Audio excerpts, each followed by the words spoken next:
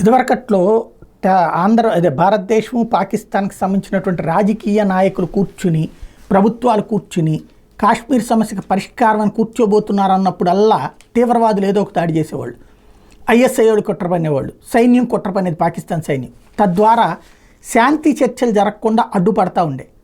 అట్లాగే ప్రస్తుతం ఓ పక్కన అమెరికా నేతృత్వంలో హమాస్కి ఇజ్రాయెల్కి మధ్యన ఒప్పందం కుదిర్చే ప్రయత్నం చేస్తున్నటువంటి వేళ ఒక్కసారిగా ఇజ్రాయెల్ మీదన హెజ్బుల్లా ఆయుధాలతో విరుచుకుపడడం, దానికి ప్రతిగా లెబనాన్ మీద ఇజ్రాయెల్ విరుచుకుపడడం అన్నటువంటి జరిగింది. తాజాగా చూస్తే యుద్ధం ముదురుతోంది తప్పించి ఆగే పరిస్థితి కనిపించట్లేదు.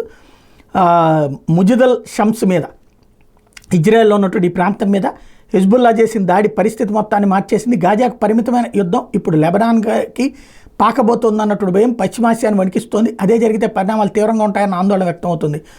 ముజిదల్ షమ్స్ మీద జరిగిన రాకెట్ల దాడిలో సాకర్ మైదానంలో ఫుట్బాల్ ఆడుకుంటున్న 12 మంది పిల్లలు మృతి చెందినటువంటి నేపథ్యంలో దాడి వార్త తెలియగానే అమెరికా పర్యటనలో ఇజ్రాయెల్ ప్రధాని బెంజమిన్ నెతన్యాహు తన పర్యటన కుదించుకుని టెల్లవీవ్కి చేరుకున్నారు. ఆ తర్వాత సీనియర్ సైనిక అధికారులతో భేటీ అయ్యారు. ఇక హెజ్బుల్లాను ఉపేక్షించేది లేదని, ఆ సంస్థ తగిన మూల్యం చెల్లించుకోవాల్సిందేనని తేల్చి చెప్పారు.